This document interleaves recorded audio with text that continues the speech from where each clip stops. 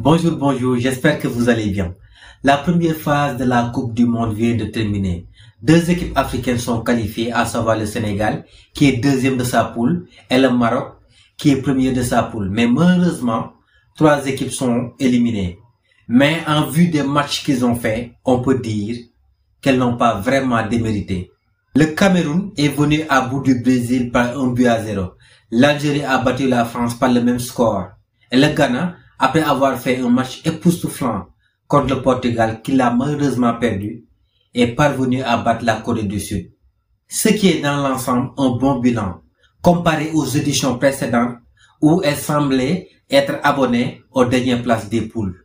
Cependant, pour comprendre ce résultat positif, pourquoi les Africains ont fait plus que ce que les experts attendaient d'eux, ne faites surtout pas l'erreur de ne pas regarder cette vidéo jusqu'à la fin.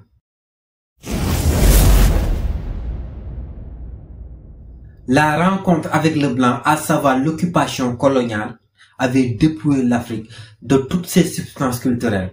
Ce faisant, l'Afrique était devenue aliénée, asservie, assujettie et subordonnée. Et cela avait créé un complexe d'infériorité indescriptible. Mais avec cette nouvelle génération, la donne commence clairement à changer. Que ça soit dans la géopolitique, mais aussi dans le football.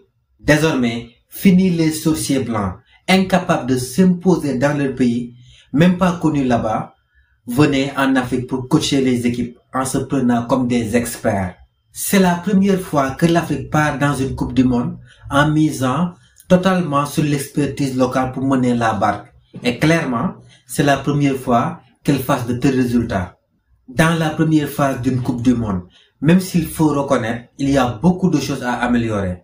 Quoi qu'on puisse dire, l'Afrique est sur la bonne voie en misant sur l'expertise locale. Vous savez, la confiance en soi est un indispensable dans la culture de la gagne. Un sportif, une équipe qui ne croit pas en ses forces, a déjà perdu la compétition avant même de l'entamer. Si vous êtes complexé vis-à-vis de votre adversaire, vous avez perdu d'avance le combat. Ce que apparemment les équipes africaines ont compris.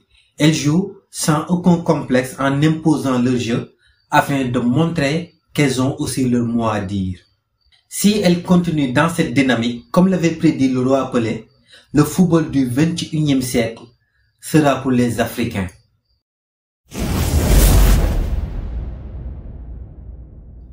Dans l'histoire du football, les Africains n'ont jamais été aussi unis qu'ils le sont aujourd'hui. Comme on l'a vu récemment avec le vote pour le Ballon d'Or, si Sadio Mané est arrivé à monter sur le podium, il le doit d'une part aux journalistes africains qui ont voté en masse pour lui. Même s'il est vrai que cela peut s'expliquer par la personnalité clémente de Sadio Mané, il n'en demeure pas moins que c'est de bon augure, car cela n'était jamais arrivé dans le passé. On voit pratiquement pour tous les matchs des pays africains, des supporters d'autres pays africains viennent soutenir leurs propres frères. Sans oublier les prières, les souhaits et les soutiens qui passent dans le net.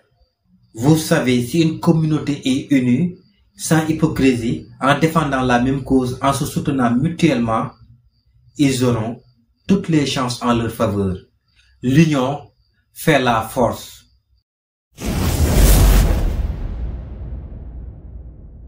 Jadis, on entendait par-ci, par-là, des problèmes de primes, des disputes, de l'animosité, des cas d'indiscipline entre autres.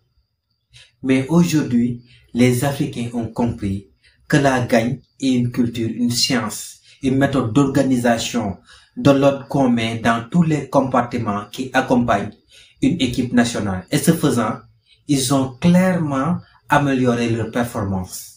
Vous savez, les résultats obtenus par une équipe nationale n'est qu'une finalité, mais tout se prépare à la base, en commençant par investir sur la petite catégorie, mettre les hommes qu'il faut à la place qu'il faut, confier le football aux anciens footballeurs ou ceux qui ont clairement de l'expérience dans ce domaine, mais aussi et surtout mettre les infrastructures qu'il faut.